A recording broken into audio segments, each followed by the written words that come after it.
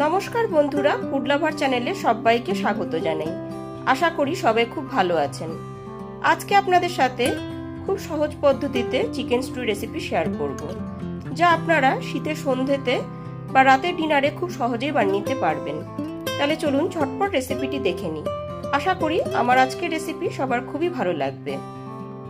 Chicken স্টুতে দেওয়ার জন্য এখানে 500 গ্রাম উইথ বোন চিকেন নিয়ে নিয়েছি। চিকেনটাকে পরিষ্কার করে জলে ধুয়ে তারপর রেখেছি। চিকেন স্টুতে দেওয়ার জন্য যে সমস্ত সবজি নিয়েছি সেটা বলে দিচ্ছি।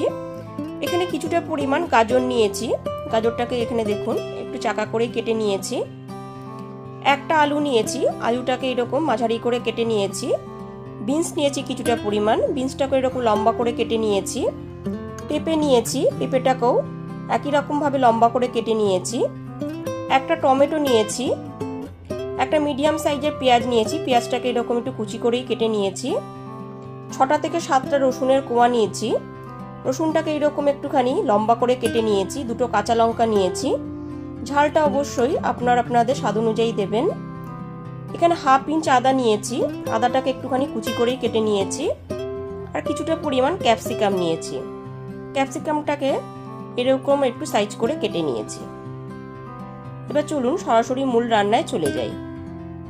রান্নাটা করবার জন্য গ্যাসের উপর একটা কড়াই বসিয়ে কড়াইটা খুব ভালো মতো গরম করে নিয়ে তাতে দিয়ে দিয়েছি 2টো মাখনের টুকরো। এখানে মাখনের টুকরোটা মেল্ট হয়ে গেছে। এরপর এতে দিয়ে দিচ্ছি 3টে থেকে 4টে দারচিনি, 2টো এলাচ, 2টো থেকে 3টে লবঙ্গ আর 7টা থেকে 8টা গোলমরিচের টুকরো। গ্যাসের ফ্লেমটা লোতে রেখে হালকা করে ভেজে নিচ্ছি।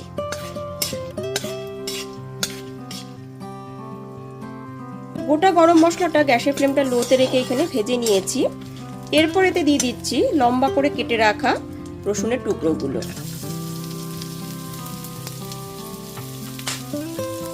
রসুনটাকে 10 থেকে 20 সেকেন্ড ভেজে নেওয়ার পর এর মধ্যে দিয়ে দিচ্ছি স্লাইস করে কেটে রাখা পেঁয়াজটাকে। পেঁয়াজটাকে একটুখানি নাড়াচাড়া করে নেওয়ার পর এর মধ্যে দিয়ে দেব 1 টেবিল চামচ লম্বা করে কেটে রাখা আদা কুচনো। এবার সমস্ত কিছু 1 মিনিটের মতো ভেজে নেব।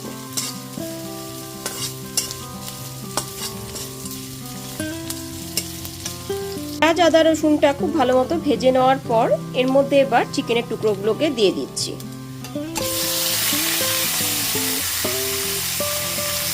চিকেনের টুকরোগুলো দিয়ে দেওয়ার পর মিডিয়াম টু হাই ফ্লেমে 4 থেকে 5 মিনিট ধরে খুব ভালো মতো ভেজে নেব।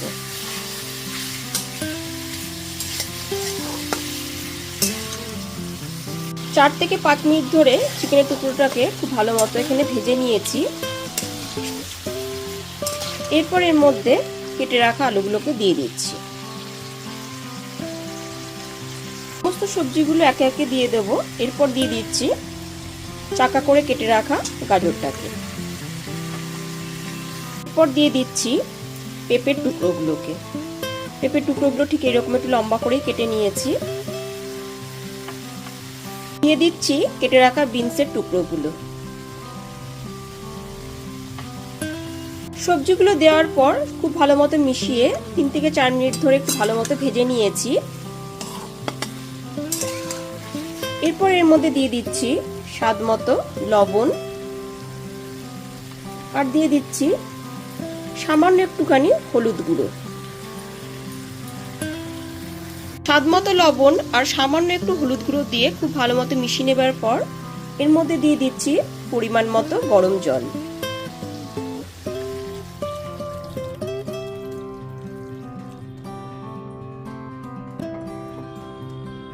যেহেতু চিকেন স্টু, গরম জলের পরিমাণটা কিন্তু আপনারা আন্দাজ মতনই দেবেন।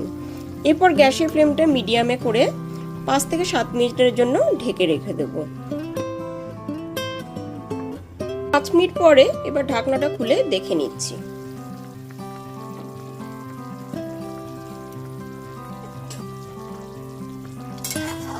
উপর থেকে নিচে খুব ভালো মতো একটুখানি নেড়ে নিচ্ছি।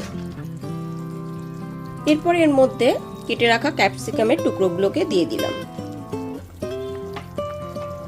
রাখা ক্যাপসিকামের টুকরোগুলো দিয়ে দেওয়ার পর এর মধ্যে দিয়ে দিচ্ছি কেটে রাখা টমেটোগুলোকে, আর দিয়ে দিচ্ছি দুটো চেরা কাঁচা লঙ্কা। আমার টমেটো যেহেতু সেদ্ধ হতে খুব কম সময় লাগে, ওই জন্য দুটো সবজি আমি পরে দিয়ে দিলাম। এরপর গ্যাসের ফ্লেমটা মিডিয়ামে করে দিয়ে 15 মিনিটের জন্য ঢেকে রান্না করে নেব। এতে চিকেন আর সবজিটা খুব ভালো মতো সুসেদ্ধ হয়ে যাবে।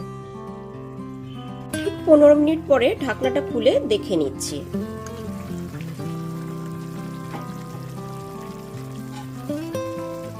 এখানে চিকেন আর সবজিগুলো খুব ভালো মতো সুসেদ্ধ হয়ে গেছে।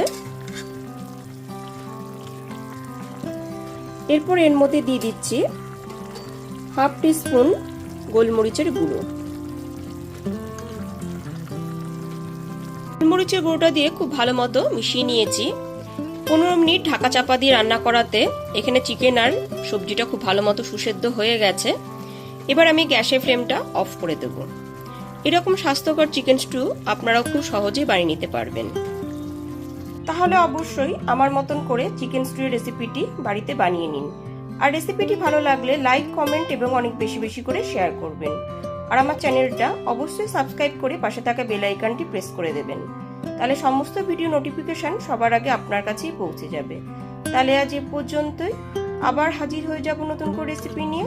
সবাই খুব ভালো থাকবেন, সুস্থ থাকবেন। ধন্যবাদ।